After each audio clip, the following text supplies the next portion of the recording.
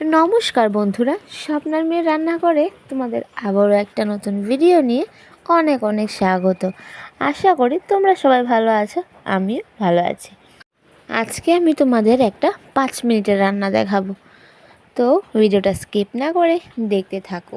আজকে আমি রান্না করছি কি, তো এগুলো হচ্ছে পুঁই গাছ, মানে পুঁই শাকের গাছ। তো এগুলো আমাদের বাড়িতে অনেকগুলো হয়েছে, যেটা আমরা খেয়েও শেষ করতে পারছিলাম না। তো ভাবলাম যে এই পাতাগুলো ডগা খেতে খেতে কিন্তু ভালোই লাগছিল না, তাই ভাবলাম আজকে একটা পাতা দিয়ে রেসিপি তৈরি করে তোমাদেরকে দেখাই। তো প্রথমে আমি পুঁই গাছ থেকে কতগুলো পাতা পাড়া শুরু করে দিয়েছি। তারপরে পাতাগুলো যথেষ্ট পরিমাণে পেরে, এই যে দেখো আমার হাতে আর জায়গা হচ্ছিল না, আমি পেরে এখন নিয়ে চলে গেলাম রান্নাঘরে নিয়ে এখন আমি পাতাগুলোকে ভালো করে ধুয়ে নিয়ে আসব। খুব সুন্দর এবং টাটকা টাটকা সবুজ কালার পাতা, মানে পুঁই শাকের পাতাগুলো দেখতে এত ভাল লাগছিল, মনে হচ্ছিল যে যা রান্না করি তাই হয়তো খাওয়া যাবে। তো তাই ভাবলাম যে খুব কম সময়ের মধ্যে একটা রান্না তৈরি করে নিই।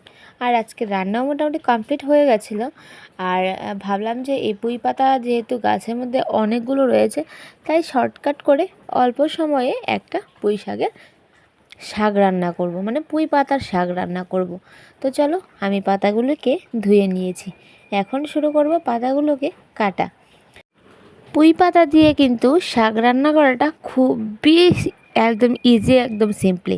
কারণ পুঁই পাতা কাটতে কোনো প্রবলেম হয় না, একদম খুব সহজে যত বড় করেই কাটো বা ছোট করেই কাটো, যেরকমভাবেই কাটো সেরকমভাবেই কিন্তু ভালোভাবে সেদ্ধ হয়ে যায়, যেহেতু এই পাতাটা একটু পিছল টাইপের হয়। তো আমি দেখো চটচট করে কিন্তু পুঁই পাতাগুলো সবগুলো কেটে নিচ্ছি। যেহেতু পাতাগুলো বেশি কোচাতে হয় না, আমি একটু বড় সাইজ করেই কিন্তু পাতাগুলো কেটে নিয়েছি। তো এই যে দেখো আমি কিন্তু পুরো এক থালা ফুল করে কেটে নিয়েছি। এখন ভাতটা নামিয়ে কিন্তু চুলায় কড়াইটা বসিয়ে দিলাম, আর কড়াইয়ের মধ্যে অল্প একটু তেল দিয়েছি, কারণ তেল দেওয়ার কোনো দরকারই নেই, আমি শুধু একটু দিয়েছি যাতে কড়াইটা পুরা না লাগে।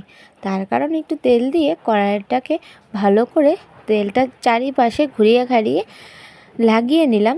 তারপরে পাতাগুলো দিয়ে দিয়েছি, পাতাগুলো দিয়ে চলে আসলাম আমাদের বাড়িতে মরিচ গাছের এখানে। তো এখানে এসে গাছ থেকে টাটকা টাটকা মরিচ কতগুলো পেরে নিলাম। একটা গাছ থেকে মাত্র 2 থেকে 3টা পেয়েছি, আমাদের বাড়িতে অনেকগুলো মরিচ গাছ আছে। আর এখান থেকে আমি সবগুলো থেকে 2-3টা করে আমি একটা শাকের পরিমাণ মতো মরিচগুলোকে গাছ থেকে পেরে নিলাম। আর চলো, মরিচগুলোকে পেরে এখন আবার চলে যাচ্ছি আমার রান্নাঘরের দিকে।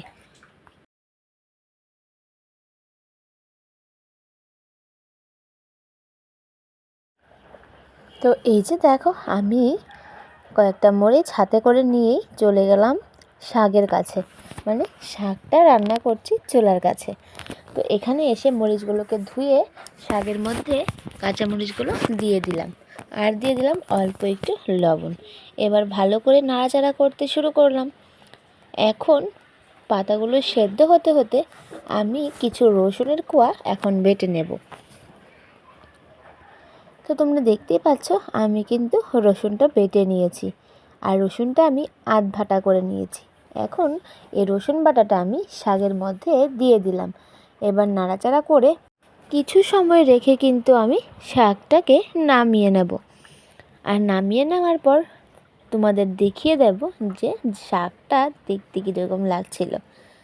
তো রেডি হয়ে গেল খুব অল্প সময়ের মধ্যেই আজকের এই পুঁই পাতার শাক।